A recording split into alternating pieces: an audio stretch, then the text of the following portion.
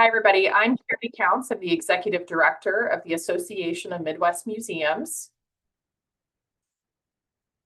I'd like to thank you all for joining us today to celebrate our 2025 Groundbreakers Award recipient, the State Historical Society of Iowa, located in Des Moines.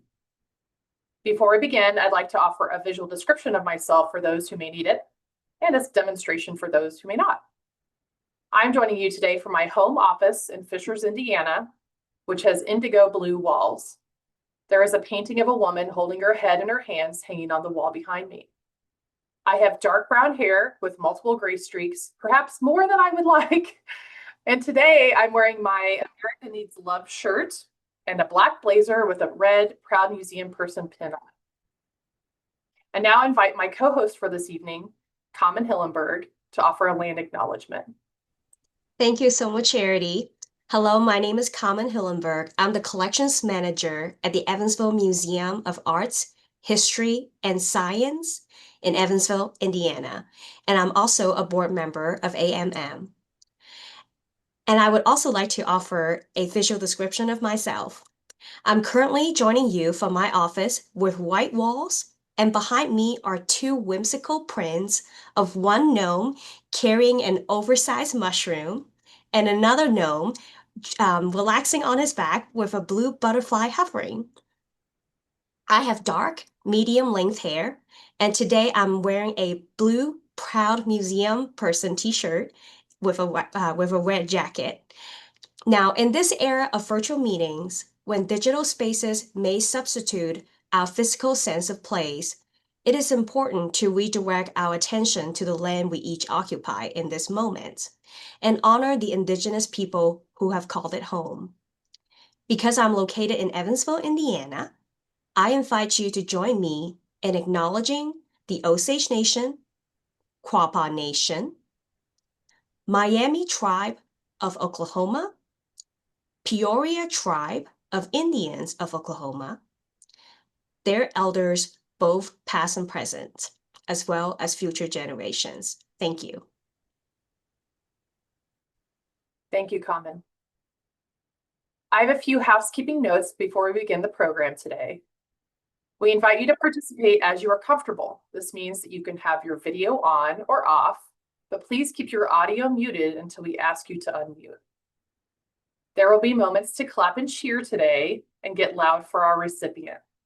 You may also wave and snap your fingers instead. You can also use the chat or reaction tools found in Zoom. Today we have Zoom's built-in transcription feature turned on. You can turn captions on or off using the tools available in your Zoom window. There should be a CC button in your window to click. We also have an ASL interpreter with us today. I've added a spotlight to our interpreter, our hosts, and our recipient to ensure that they remain at the top of your screen if you're using gallery view, or are the primary videos on your screen in presenter view. You could toggle between these two views using the view option in your Zoom window.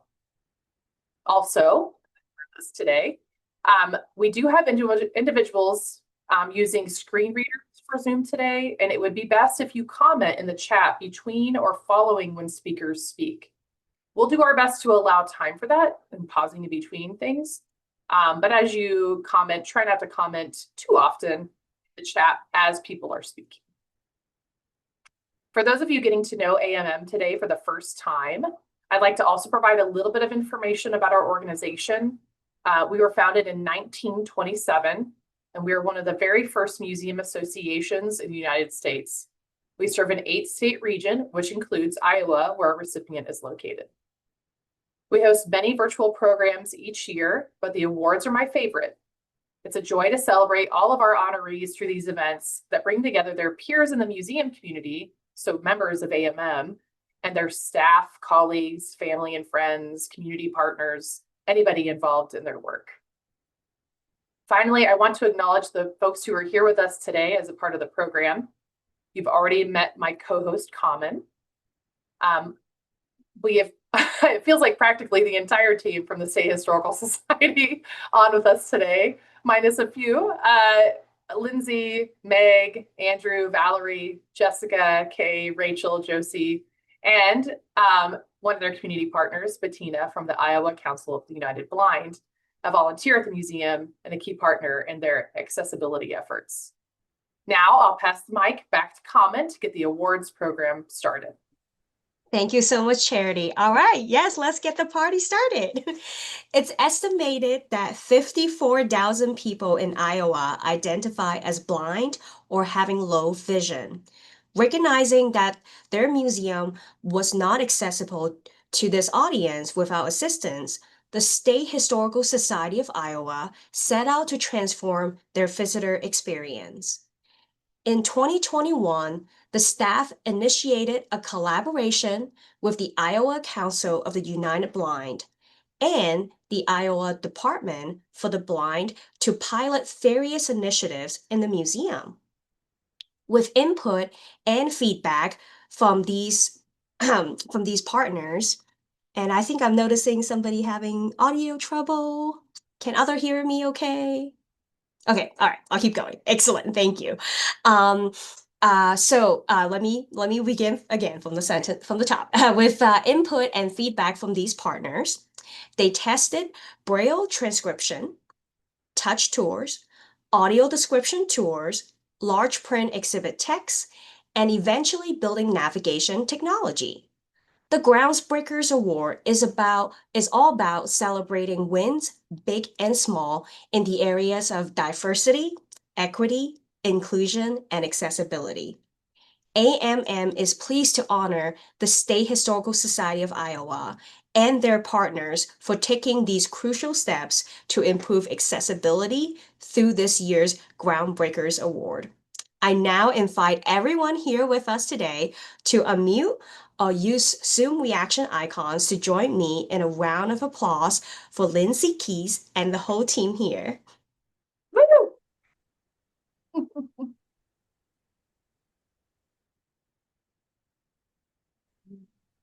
Okay, I think that's me. So hi, everyone. It's so great to be with you all today. My name is Lindsay Keist, and I am the Museum Specialist and Accessibility Coordinator for the State Historical Society of Iowa. We feel honored to be selected for the Groundbreakers Award from AMM this year and are super excited to celebrate with you today. A few quick thank yous for the people who made this possible.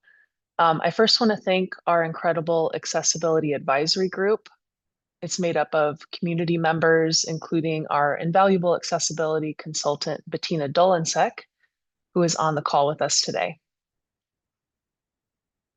The advisory group also includes representatives from the Developmental Disabilities Council, Harkin Institute, and Autism Society of Iowa, among others. We're also grateful for support from additional community partners, Iowa Council of the United Blind, the Iowa Department for the Blind. I saw a couple of you on the call. Super excited to see Jerry and Karen here today.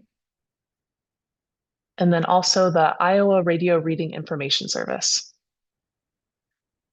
Accessibility is truly a team effort, and I'm appreciative of our supportive staff, many of whom are on the call today and you'll hear from. I want to thank leadership for their support, including Andrew Harrington and Valerie Van Coten on this call, the Internal Accessibility Working Group, our invaluable accessibility interns, Lauren Kawamura and Josie Hildreth, and also staff members who began exploring accessibility before I even joined the team in 2021. We're deeply appreciative of Prairie Meadows as well, the community funder who made NaviLens possible. We'll talk about that a little bit later. And also, of course, of AMM for recognizing our work and the importance of accessibility. And then lastly, I want to thank you all for coming to celebrate with us today. We're looking forward to sharing some of our accessibility initiatives and what we've learned as a team working on accessibility across the organization. So that brings us to the presentation portion of this event. I'm going to share a slideshow. What we want to do during the presentation is talk about some of the different ways we're tackling accessibility in our work at the State Historical Museum of Iowa. I truly believe that one of the biggest success indicators is staff support for this work. So I know you'll see that demonstrated today by all of our speakers. Let's see, so I'm going to go ahead and share.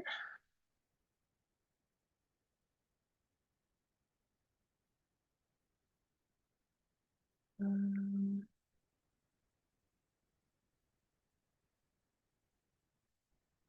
Okay, so on screen is a picture of one of our touch tours, which is undoubtedly a team effort for sure. The picture is a close-up of hands holding a zinc printing plate by well-known cartoonist Ding Darling, who spent much of his life in Sioux City and Des Moines. I'm going to pass it now to Valerie to provide a welcome and introduction.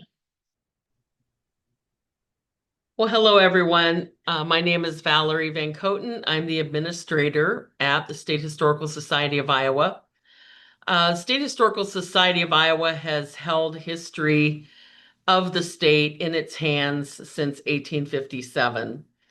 And we're always looking for ways to promote that history, interpret that history, make it interesting, make it new, and to make history that is accessible to the public.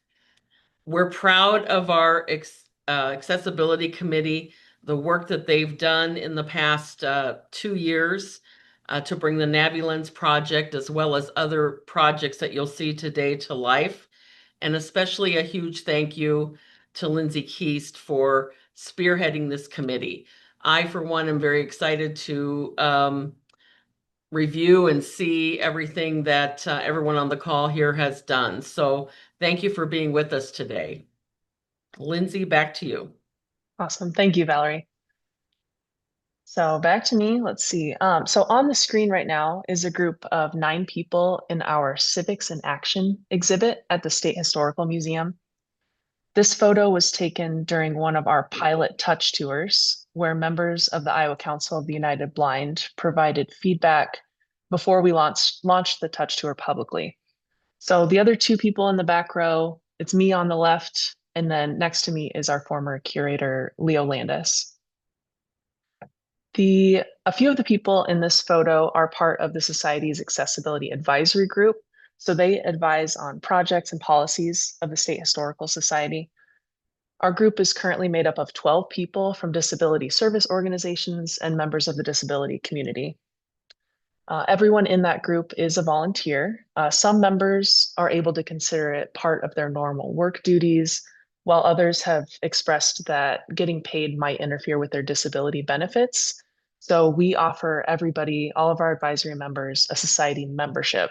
So that way they get invitations, discounts, voting rights, and swag, at least as some sort of compensation for their work. But otherwise, everyone's been extremely supportive and wanting to volunteer. We also have our internal accessibility working group, which is a group of 6 staff members working in different areas of the society who meet regularly to discuss and problem solve accessibility initiatives. One of the most recent initiatives of these groups was updating our Americans with Disabilities Act, or ADA compliance, which was out of date because we were recently absorbed by another state department, so we needed to update that.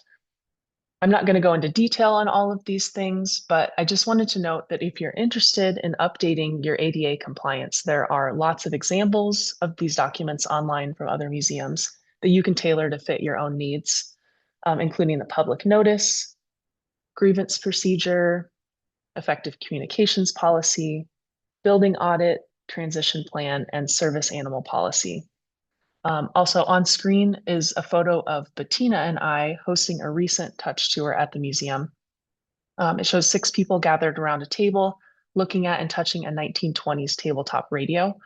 So if you look closely, you can see a service dog waiting patiently under the table. And we've recently updated our service animal policy to help guide our info desk employees. The Accessibility Advisory Group reviewed these ADA compliance documents before we adopted them. The group has also been involved in increasing the accessibility of our digital communications.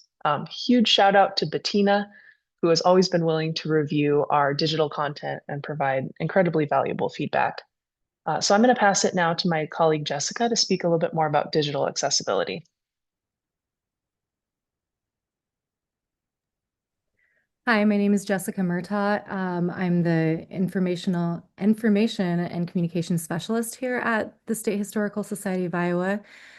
And as Lindsay, alluded to, everything that we do at the museum involves communicating to the public the what, the when, the why people should participate, and overcoming various barriers in communication to what can only be seen or heard. We have some tools available to us that Lindsay and the rest of the team and I are continuously learning. It's never in digital communications, there's obviously technology is involved, and as technology um, starts to adapt and AI becomes more prevalent, we have a lot more resources available to us.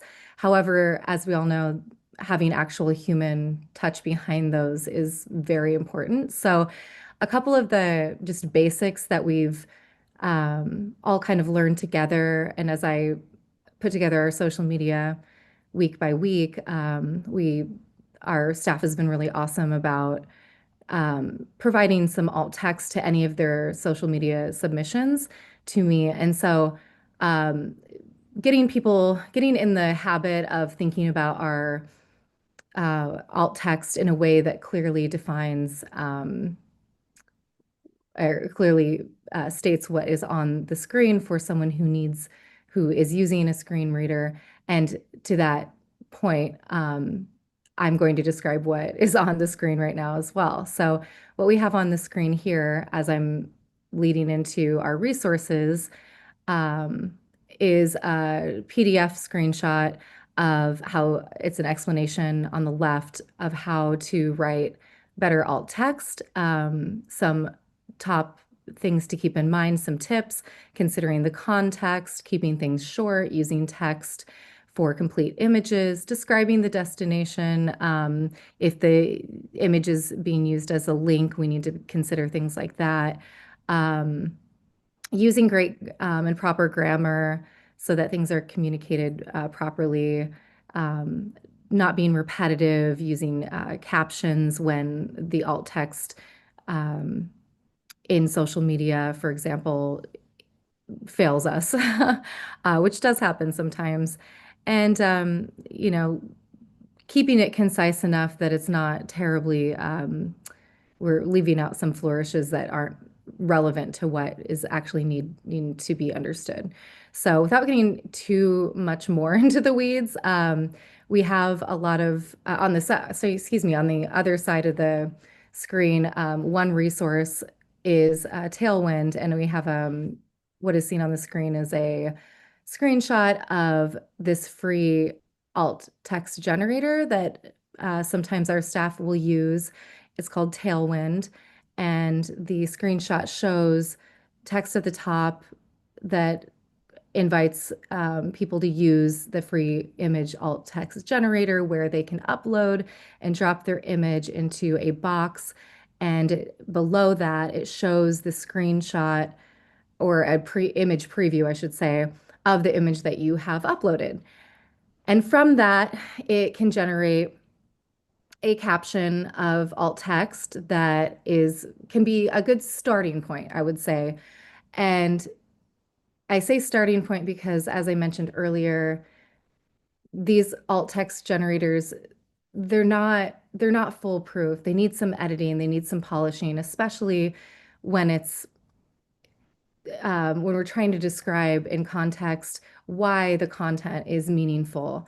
Why did we post it? So you'll see in that screenshot, it's a little bit small, but the image is of 4 people. And when we uploaded this image, it says 4 people in costumes stand in front of web decorations.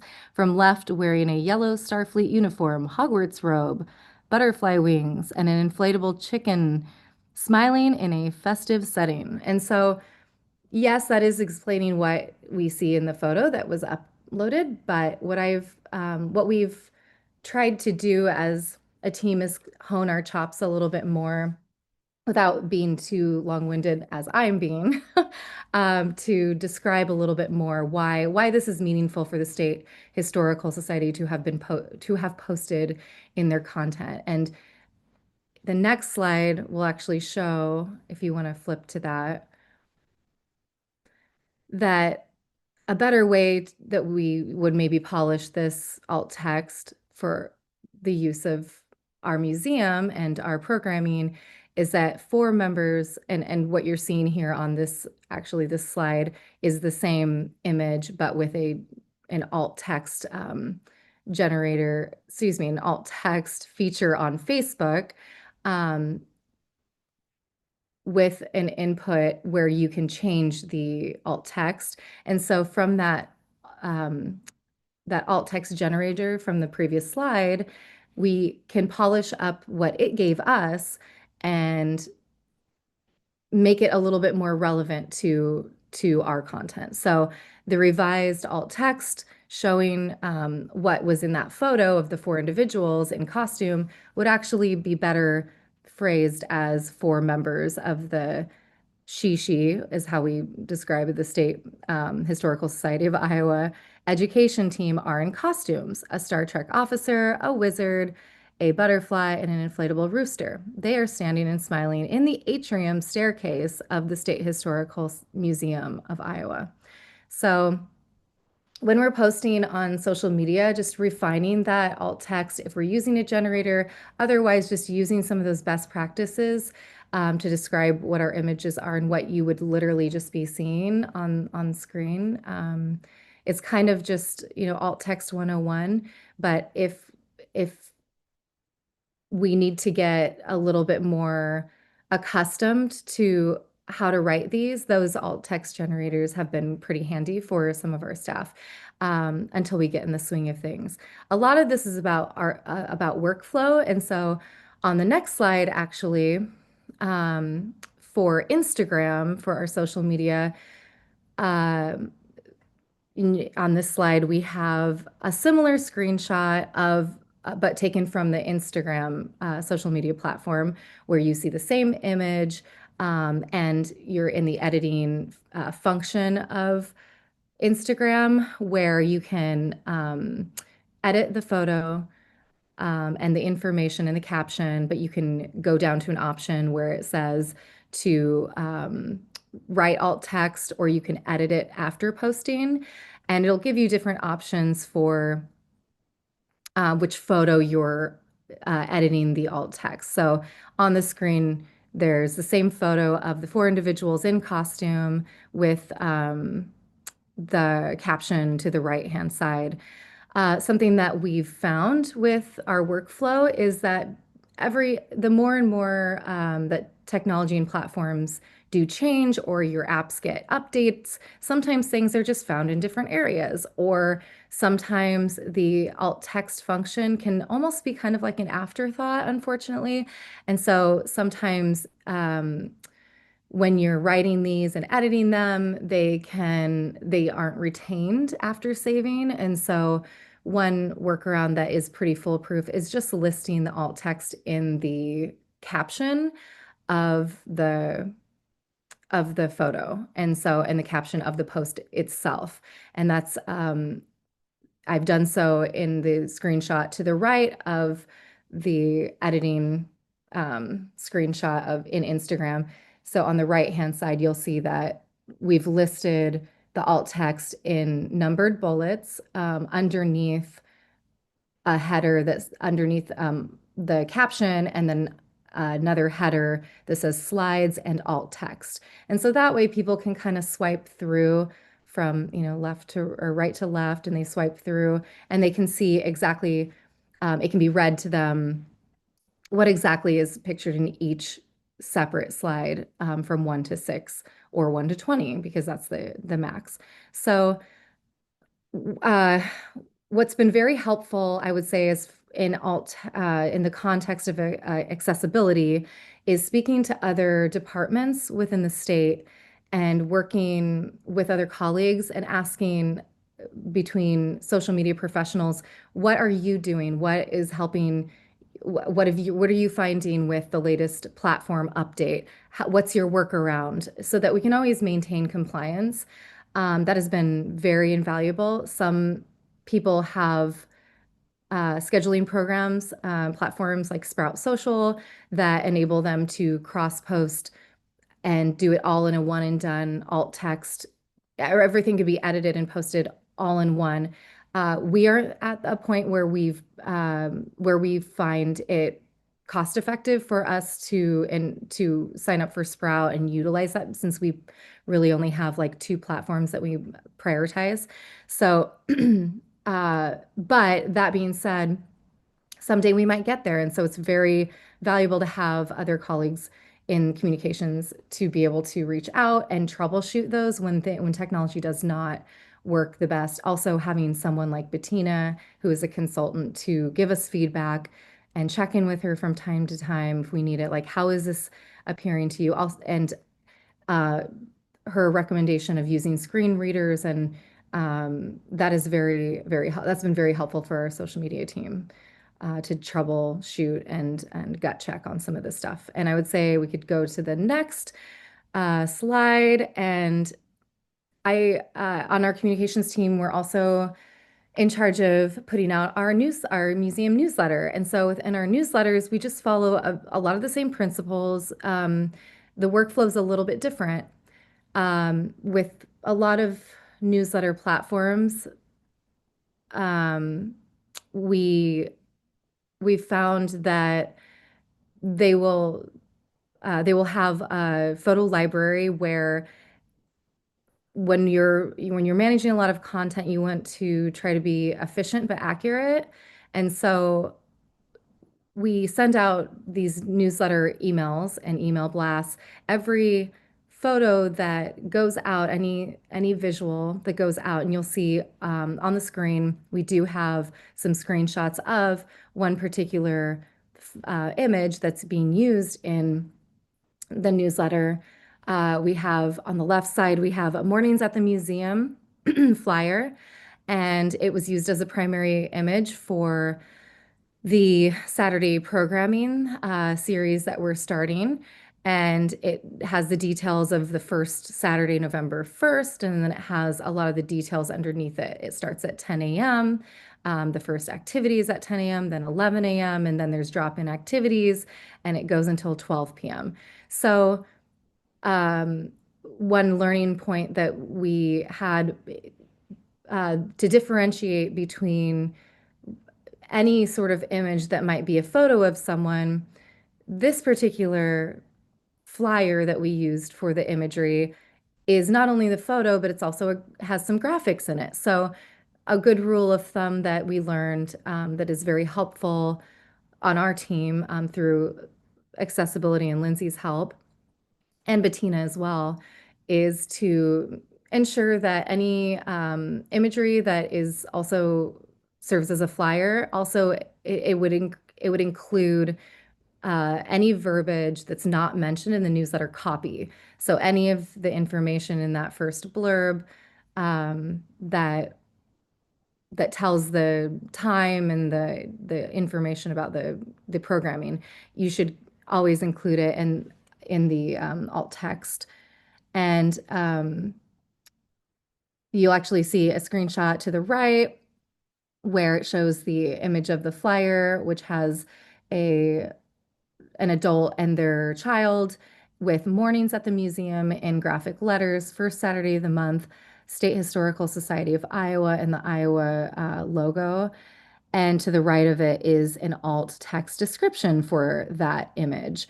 And because if you go back to the left, we have our newsletter copy, it actually does say first Saturday of every month. So we technically would not have to put what I have in that alt text, which reads overlay text reads first Saturday of the month. That wouldn't necessarily need to be included, though you could go the extra, effort and do that. Up above, we have the same editing, I don't know, view, and it with the photo and flyer on the left and the editing, the alt text description on the right, and I left that off. So it's just kind of, if it's not outlined in the copy for a screen reader, it should be included in the alt text. And when I mentioned workflow before, I think maybe the final thing I would say is finding something for us, we have so much programming. none of this is ever a one and done. It's always a work in progress. Constant Contact just had an update, and I just switched over to the newer version.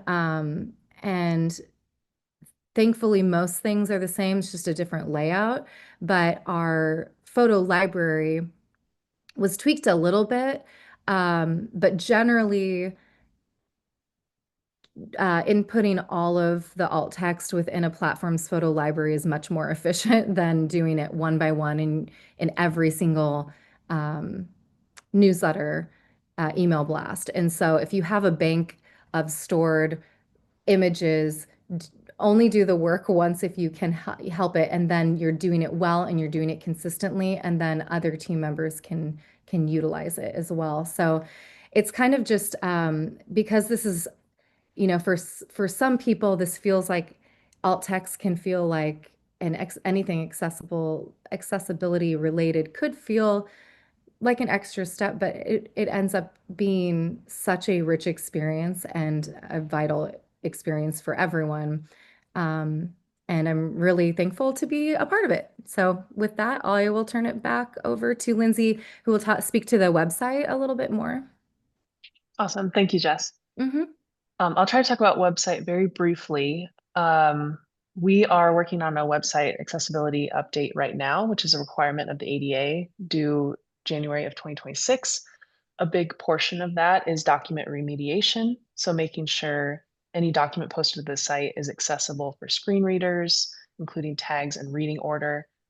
I will just say there are built-in accessibility checkers on Adobe Acrobat and Microsoft Word that can get you a good portion of the way there. There's also a really great training through WebAIM that I took that will help you remediate documents in Acrobat, Word, and Excel. On the screen, we have a third-party site that scans our website for issues. So it's checking things like alt text to make sure every image has that, fixing broken links, updating spelling errors, and then also readability, which we always aim for like an 8th grade reading level. Lots of resources online for that. There are things that will check for broken links, check for spelling errors. There's Hemingway to check for reading level, things like that. So if you ever need any resources, feel free to reach out. On our site, you will see on here, we have 356 broken links. Please just ignore that. That is something we're working on. We have a third party hosting some of our content, so a lot of our links are broken from that, but we are actively working on that and hope to update that soon. Another big initiative that we have worked on and you have heard about is NaviLens. So that is a relatively new technology that we implemented in the museum over the past year. Excuse me. So it uses a really simple code system. You'll see a colorful code on the wall in the photo on the screen, and a free app that visitors can download to their smartphones. And they use that to scan the room and learn where things are located. So the codes can be scanned at any angle. A QR code can only be scanned from the front. We have generic free codes that tell visitors where restrooms, elevators, stairs, things like that are. We also have a custom code package where we can populate our own text. We can add images, videos, children's content throughout our exhibits as well. So my colleague Josie is going to talk a little bit more about populating the content of those codes. To describe the photo a little better, you can see the NaviLens code in the background. And then it's a picture of Bettina Dolinsek, who's on the call today during our NaviLens testing. So she's approaching the women's restroom. You can see the NaviLens code popping up on the phone screen to show that she's arrived at the restroom. I also wanted to play a couple short videos of Bettina testing so you have a little bit better idea of what that looks like in the gallery. I think the audio is a little bit quiet though. 33 feet away, reception. 33, what up? 24 feet. 15 feet. 9 feet. 6 feet. C2 codes 34 feet away. Stairs up. And here's one from our exhibits. 19 feet away. Equipping soldiers. 18 feet. 18 feet. Okay. 12 feet. 8 feet. Show more button. The 12-pound. On display is the Union uniform of Private Alfred Wilder, Company I. Okay, so that gives you an idea of kind of how that is activated in our galleries.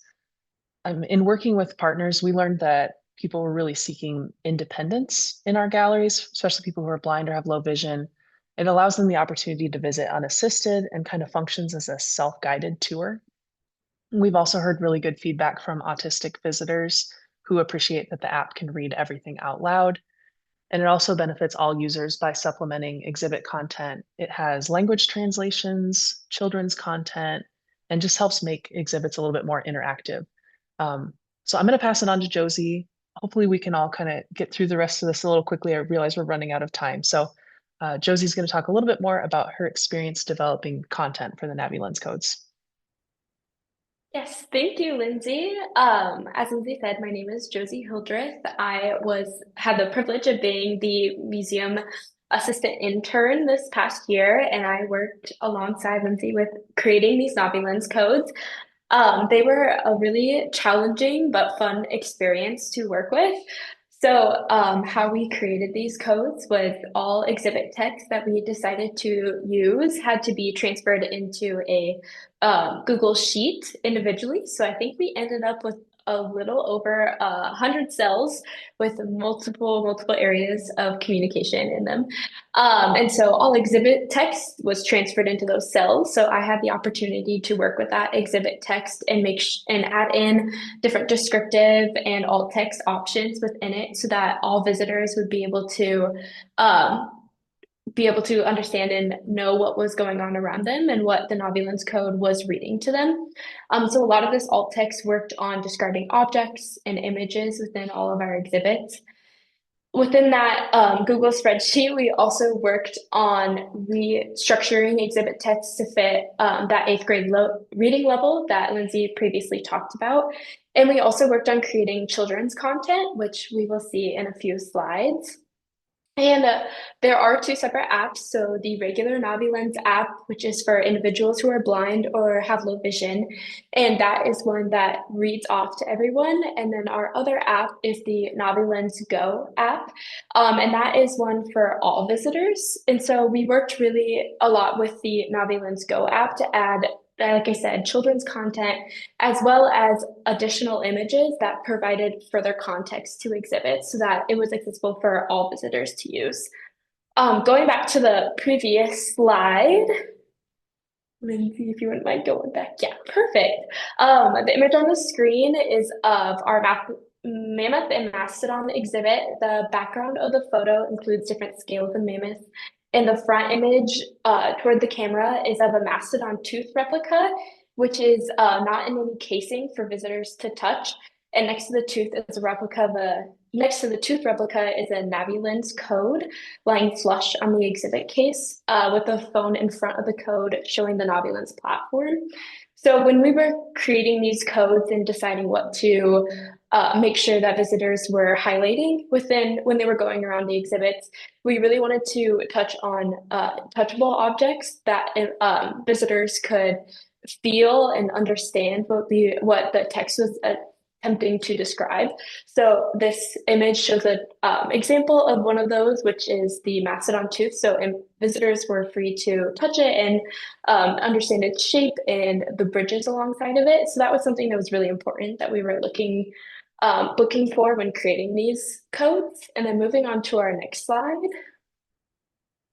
On the side includes 3 images of screenshots from a phone inside of the NaviLens and NaviLens Go apps.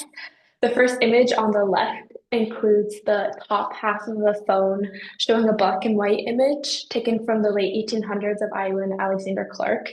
And the bottom half image includes the text describing the image in the exhibit text. So this image shows what a viewer would see or what would be read off to the viewer from inside the app. And then the middle image is one of our examples of children's content. So it includes that same black and white image of Iowa and Alexander Clark. This time it has a blue outline of Iowa around it, as well as a cartoon tractor and corn cob. And it provides an example of some of the text that we attempted to alter from the exhibit text that was originally with it in order to lower that reading level and make it accessible for all visitors, including children. And then the final image on the right is inside of our NaviLens app, and it shows the camera of the mammoth exhibit on the bottom of the image. It has a black text box that shows what the code is scanned, and the code has scanned the word mastodon. And so this just shows what the camera is showing when it is scanning, as seen through Bettina's video earlier.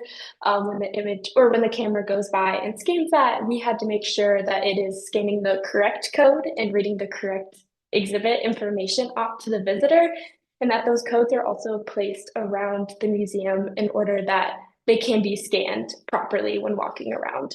So it's a really fun challenge that Lindsay and I got to work on, but it was also super important. Coming in as an intern on this project, I had never really done hands-on work with accessibility. So this was an amazing chance to really grow my skills in writing alt text and working with community partners such as Bettina and the Iowa Council for the Blind. So with that, I'm going to toss it back to Lindsay and Bettina. Awesome. Thank you, Josie. It was really great to have you be part of that project, and it could not have been done without you. We do have Bettina on the call with us today as well. So I wanted to get a little bit more of her perspective as a person who's blind from our community and as a volunteer. Her guidance has been absolutely essential for many of our accessibility efforts, and especially NaviLens. On screen is a picture of Bettina during one of our touch tours. And again, you'll see she's holding one of those Ding Darling printing plates. So Bettina, you're here, correct? Yep. I'm Hi, here. Bettina. Hello. Can you talk a little bit more about your advisory role on the NaviLens project and why NaviLens is important?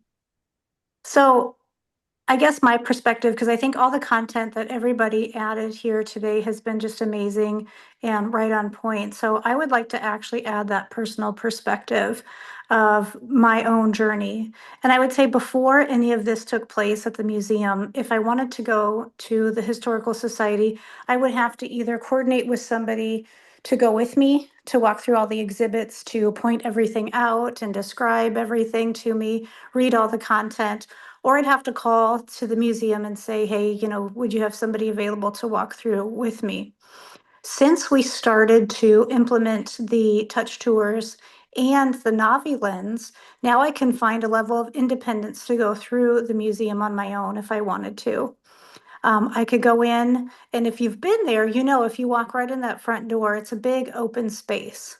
So if I start using the NaviLens and take my phone and put it up about eye level and start scanning the room, moving it, from left to right, it's going to start to find those tags. And Lindsay can also talk to us about the degree. Your phone doesn't have to be right on top of the tag. It's got a big, what would you call it? Just a area, so it can start to detect the tags. And then it'll tell me where the information desk is. And you saw in the video how many feet away. It can tell me where the exhibits are. It can tell me where the restrooms are, the elevator, the staircase, and so on. So now I can start to navigate that space independently. And then I can even from there go into the exhibits, and I can continue to use the phone like you saw to read about what's in front of me. And one of the things that we've implemented too is at first it would read what we were looking at, and then it would give a long description all at once. But we thought, well, that's kind of too much, and somebody may not want to read every piece of content. So we decided to add in a place where you can say read more, and then it'll give you more description. With our touch tours, those are something that you would need to call ahead, fill out a form. I think we're working on some way for us to have folks come and see the touch tours. Now that would have to be set up ahead of time, but then, we would be there to walk through those items. You can feel them, we talk about them, and then afterwards we invite people to then go through the exhibits using the NaviLens. It also then gives you kind of an idea of what you're looking at, even if it's behind glass and not able to touch it. So that's just a little bit about a personal experience, and then just that added layer of independence that this has offered. So I'll throw it back to you, Lindsay. Awesome. Thank you, Bettina. Yeah, Bettina's been a partner of ours since 2021. So it's been awesome to have you. That was even before I joined staff. So she kind of pioneered those touch tours with the Iowa Council of the United Blind and our museum. So incredibly important, and we really appreciate all of your work on that. On screen is one of our touch tour participants exploring the inside of a 1920s tabletop radio. I'm going to pass it to Kay to talk a little bit more about behind the scenes of touch tours. Thanks, Lindsay. Sorry, my voice just went away. So I'm Kay Coates. I'm the collections coordinator for the museum, and my job is to provide physical care and control of the collection. And since I started with museum, which has been about 12 years now, it's really been my goal to make collections accessible to people through exhibits, programs, research visits, really any way we can. And touch tours have been a really exciting way to expand how we get visitors to interact with the collection. And previously, most of our programs focus on how to read an object or how to look at it and determine its meaning and significance by its visual cues. And so we had to sort of do a pivot where for touch tours, we needed to select objects that represented significant stories of, topics we're talking about, or have similarities to objects that are already on exhibit, so that we can give people an opportunity to interact in a different way. And because handling objects is an inherently risky context, picking something up always carries some amount of risk. We wanted those objects to be robust, easy to handle, and to have stable surfaces. And for me, that means that we look at certain kinds of materials. So we look at things like metal, glass, sealed woods. Those are all inherently more stable than things like textiles or paper. So we focus on how we can use those types of objects to create meaningful tours. And then the other thing we look at is how represented a kind of object is within the collection. If we have a duplicate or something that's very similar to it in the collection, that lessens risk when we think about who and how we're going to handle or touch something. The other thing we asked participants to do was wash their hands before they started the tour. And that is just another layer of reducing risk. And it's something that museum professionals do regularly in our object handling approaches. So for example, on the slide, you can see a touch tour in progress. One of our staff members is standing off to the left, and she's holding out a Civil War era cap to a participant who's touching it. And then there are several other participants waiting in the background for their turn with each object. And then there are 3 examples of the objects we chose. So there's a wooden gavel that's been lathe turned, so it has a lot of texture to it. That's in the bottom left corner. There is a microphone in the bottom right corner, which has a metal handle, sort of cone shaped with a plastic button about halfway down. And then the top of that is a spear with this sort of waffle-like texture. And then in the upper right corner is a military reunion badge, and that consists of 2 metal pieces connected by a piece of ribbon. And that top piece is an eagle sitting on crossed cannons, and the ribbon is red, white, and blue with gold lettering that says comrade. And then that bottom piece of metal is sort of shield shaped and has the raised impression of a man on horseback. And so these were all things that were stable, their surfaces were stable. We didn't worry so much because we have similar items in the collection with similar stories. That metal in the top right, we've got about 5 of those in the collection. So those are things we look for when we're choosing objects. And then earlier you saw that radio, also very, very solid, made of solid wood with a sealed surface. And then the inner components are metal and glass, so those are also very robust. And so as we move through the process and try to add even more objects, we would look to things like perhaps getting reproductions or doing 3D printed objects. And that could extend for, things beyond touch tours for very specific audiences. Those kinds of objects could be used for any tour. Children could touch them without the fear of them dropping them on a table or on the floor. But we really wanted to be able to, like Josie said, incorporate touch things into exhibit spaces so that there would be something available for folks in the moment so that they didn't have to rely on a tour. And those things could also be traveled. So we could go visiting to other locations, other museums, even to schools and things like that. So it's an ongoing process and evolution where we try to bring meaningful objects to people, but also keep the objects safe given their importance and significance to the museum collection. And with that, I will pass it off to Rachel. Hi, I'm Rachel Hansen. I'm the K-12 education coordinator, and I work a lot with student groups who schedule visits to our museum and doing professional development with teachers, K-12 teachers in Iowa. So on the next slide here, you'll see why I think a lot of the work that the accessibility team has done around NaviLens is benefiting all of our visitors, including our young learners. We have a form that goes out to teachers to sign up for school visits, and we've had some requests for audio accommodations. And so at the request of a third grade teacher, I worked with Lindsay and Josie to develop some read alouds of popular exhibits. So Lindsay did a lot of that legwork helping us try to capture those storios in audio form so that students and their teachers could access them. And then we also had a need for some Spanish translation.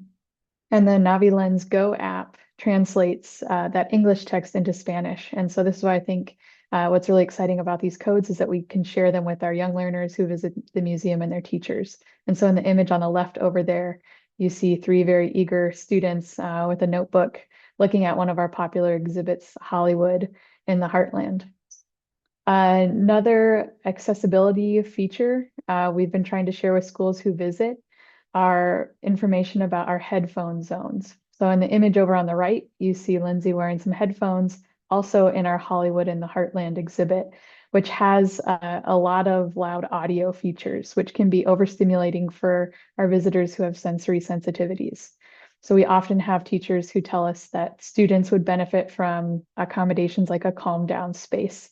And so now when schools schedule visits, if they note that they have some sensory sensitivities, we share with them the pre-visit information on our website about where headphone zones are.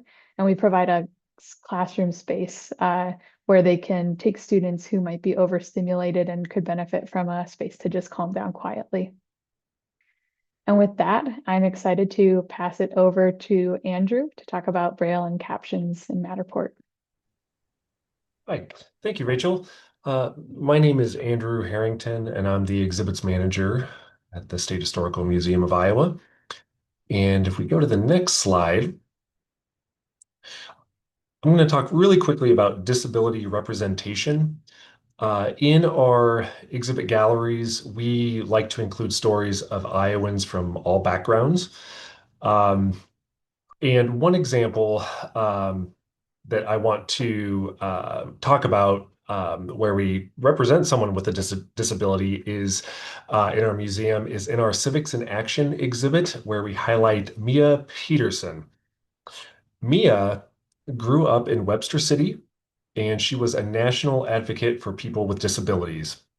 In 2000, she testified before a U.S. Senate committee on the impact of the Americans with Disabilities Act. Mia often said, "Let people with disabilities speak for themselves and don't let others speak for them." The images you see on the screen here, I'll start on the left. Again, this is in our Civics in Action exhibit, and you see a small panel with Mia's photo on it, and then text about, Mia, with Mia's photo on it, and text about Mia and her advocacy. We also see in a tall exhibit case adjacent to this panel a purple high school letter jacket with 2 large W's, one on the left side, one on the right side. The arms of the jacket are yellow leather, and the W's on the jacket represent her participation in cross country. And then the image on the right, um, you can see Mia standing very proudly in what looks like a living room, holding an Olympic torch in her right hand and a small American flag on a stick. And then she's wearing a jacket from the Olympic torch relay. This torch is also on display in the tall exhibit case in the gallery. And this Olympic torch is from when Mia carried the torch as a torch bearer in Cincinnati when she lived in Cincinnati during the relay prior to the 2002 Salt Lake City Winter Olympics. We've been very fortunate to work with Mia's family and her sister Missy.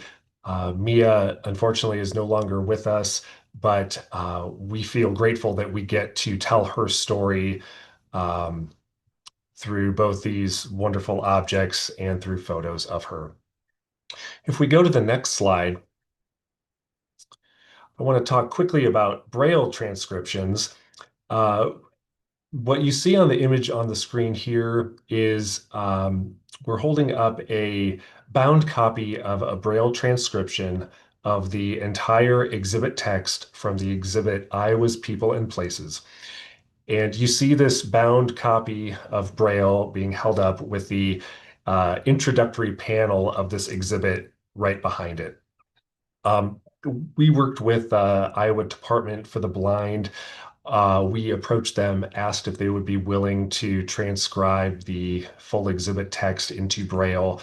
And fortunately for us, they agreed to do that and turned it around very quickly, which I was surprised by how quickly they did that. But they were really wonderful to work with on that project. And then again, on another project, Lindsay reached out and asked if they would be willing to help us update our Braille that we use in our elevators, in and around our elevators. And again, they helped us with that. So now our elevators have correct, accessible Braille inside and out.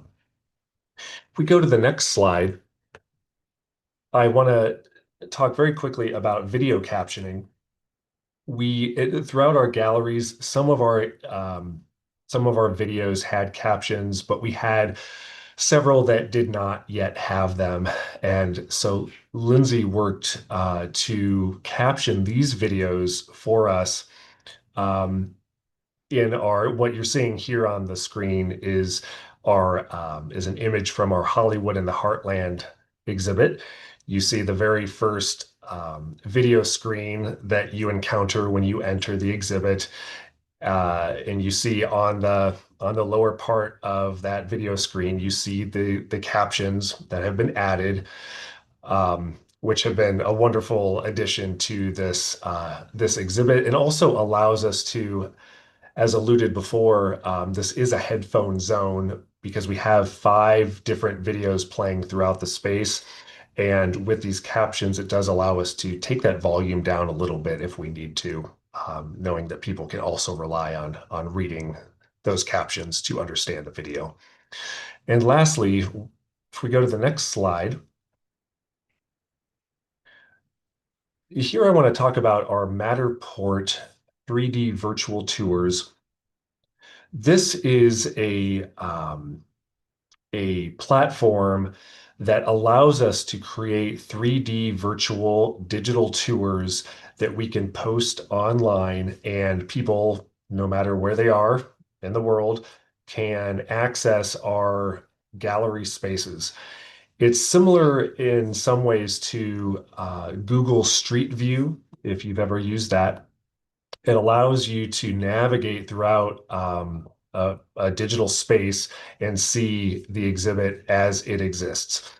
The image you see on the screen is also of our Hollywood in the Heartland Gallery.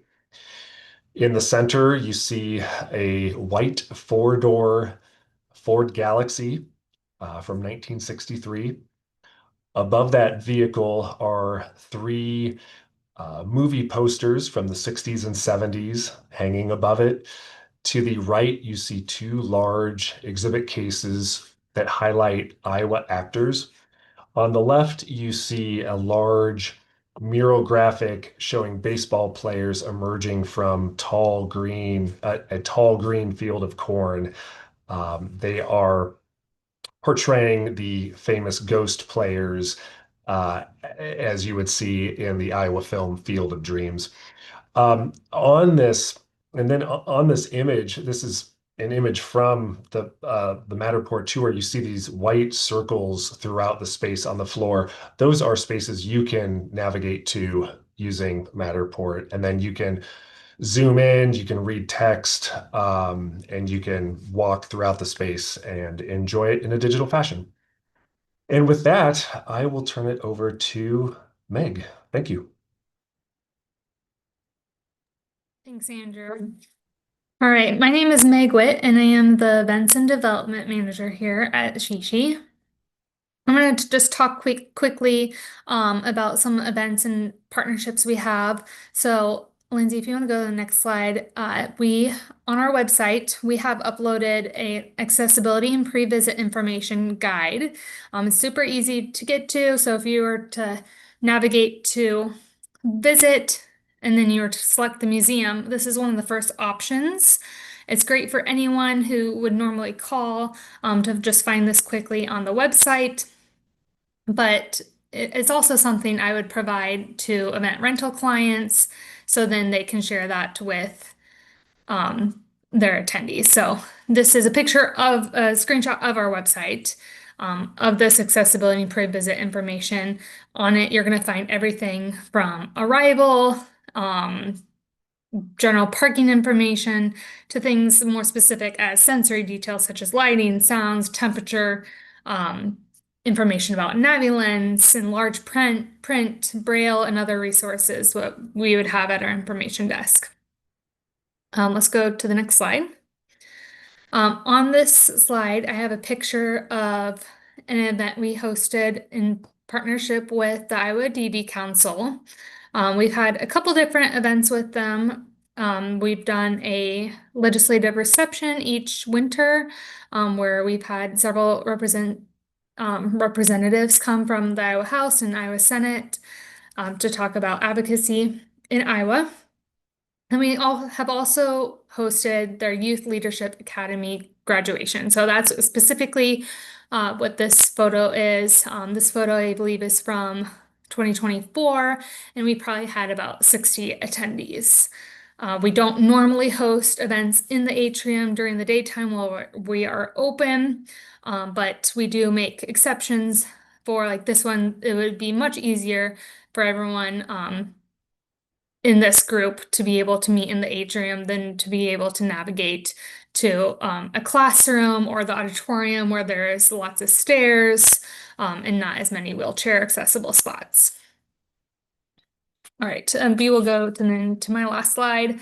I'll just mention quickly that we had a accessibility audit back last June 2024. And they sent over a very detailed report, and our team met with them last December. So that was extremely helpful. A lot of those findings were things that we can't necessarily easily address because it would require construction. But we are looking at some of those smaller, more easily accessible items and addressing them either immediately or within the next couple of years, depending on like budget implications. So the photo here would be Lindsay Keast standing with Molly Wubker of the Great Plains ADA Center. And they're standing in our atrium in front of a sign that says, "Welcome to your State Historical Society Museum and Research Center." And it's a big icon of Iowa. With that, I will give it back to Lindsay.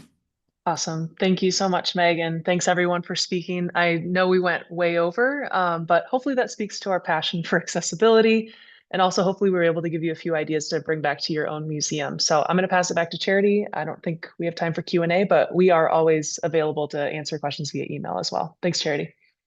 Thank you, Lindsay. Thanks to everyone from the State Historical Society for sharing all of that information. I just got to say, my mind is blown by all of the things that you have taken on in really a short amount of time.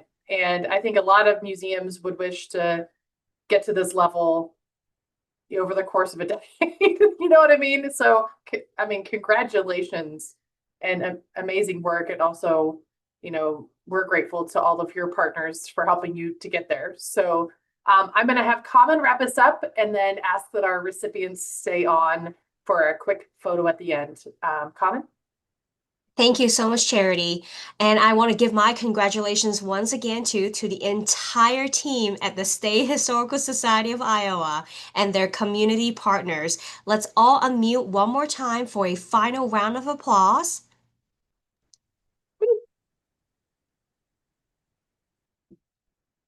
And to everyone listening at home or at work, we hope this event brought you some joy or inspiration at the end of the day. We hope to see you at our final virtual awards event, which will be on Tuesday, November 18th, to honor our Distinguished Career Award recipient, Elena Gonzalez.